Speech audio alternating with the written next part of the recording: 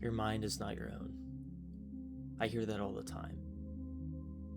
And it's frightening to think that the things I'm thinking right now is not of my own. It's not myself. It's not me. And it gets me thinking a lot. What is me then, if it's not my mind, if it's not my physical body, or my visual perception of my reality, or the feeling I get on my fingertips? What am I? Who is me? It's not my brain, it's not my mind or my thoughts. Your thoughts are misleading. So what am I? I think a lot about this. And something I've been coming to realize lately is there are two parts to yourself. And before I go on, let me explain something to you.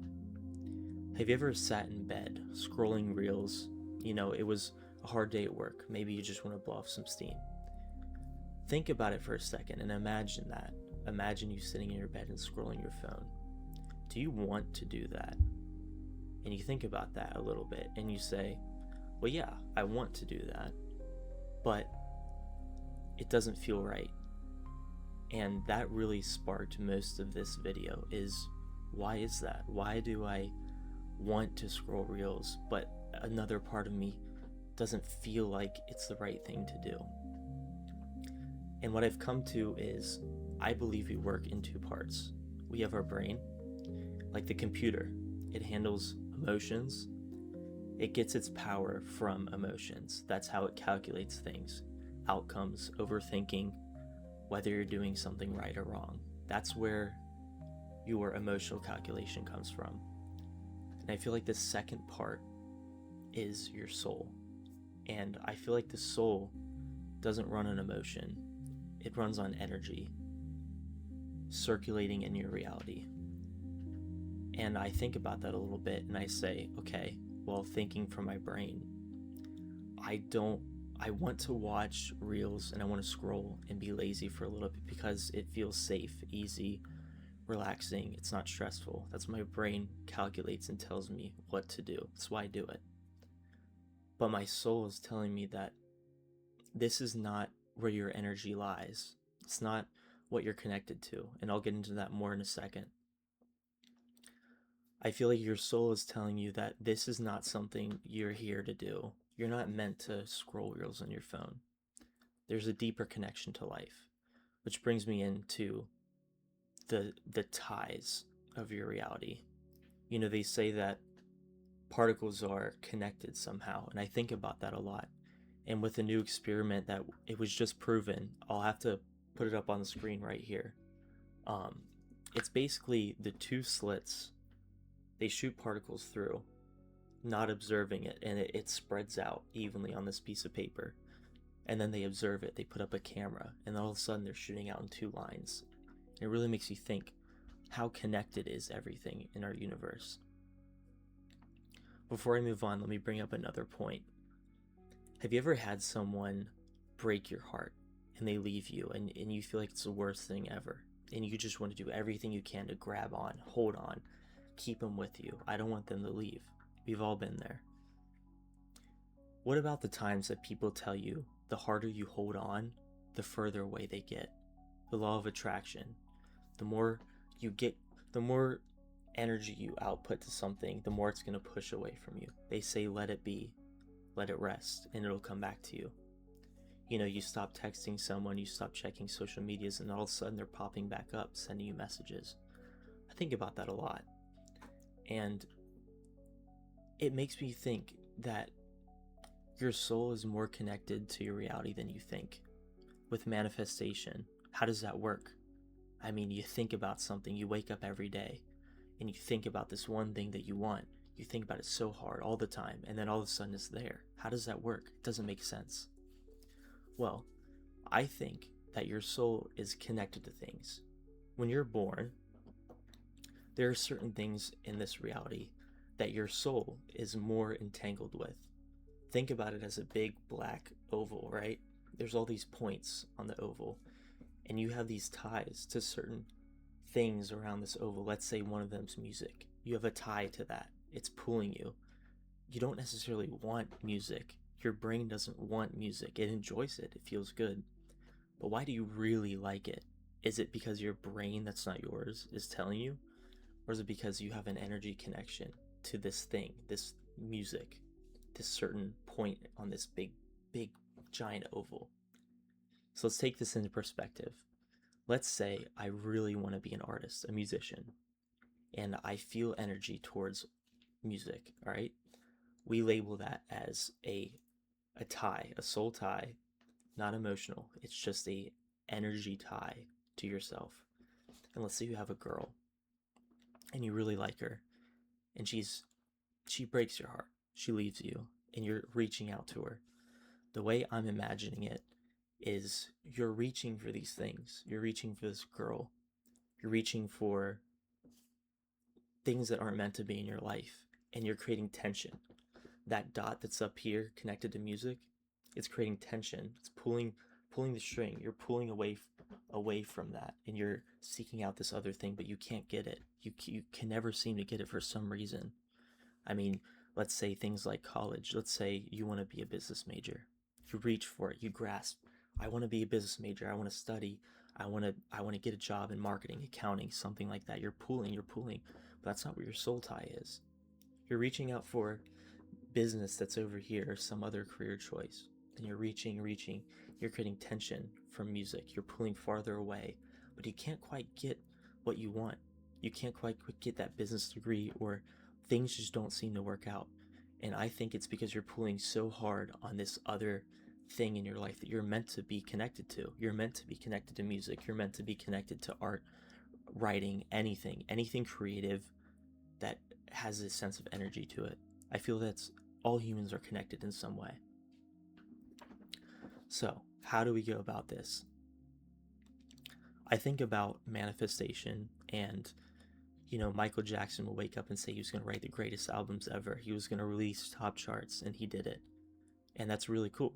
I think that's awesome, and it makes me feel like his soul, his energy was connected to music ever since he was born.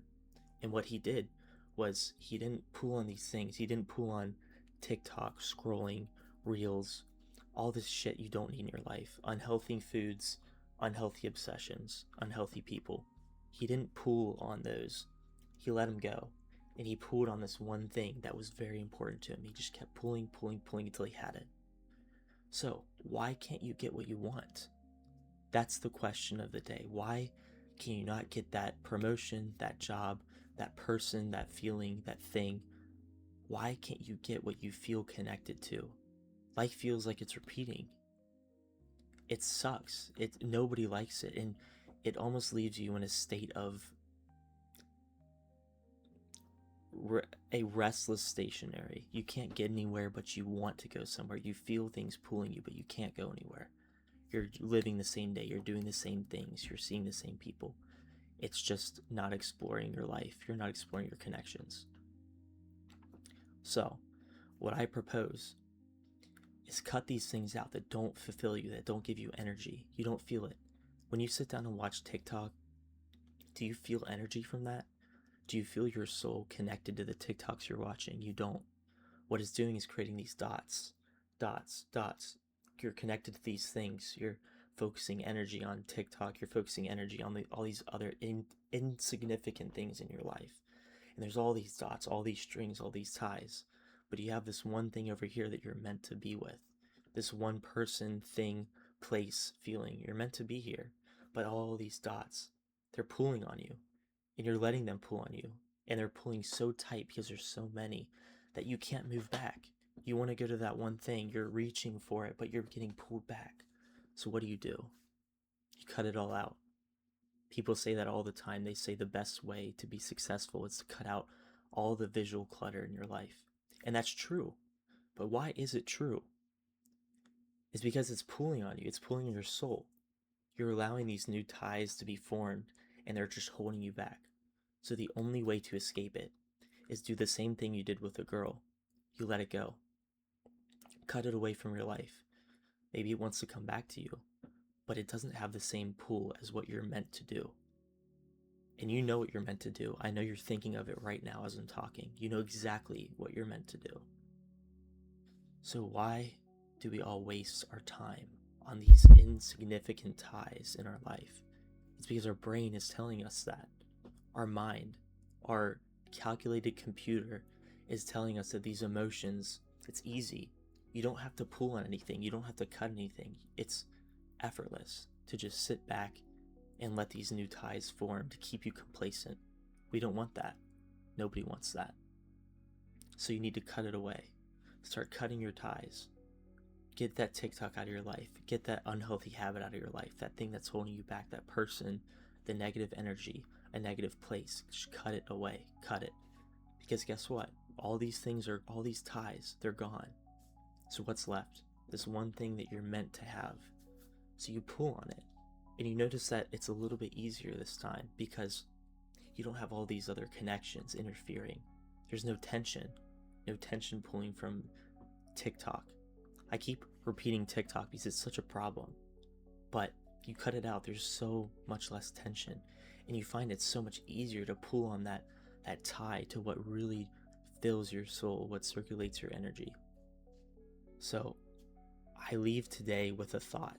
And that thought is cut the things that don't give you energy.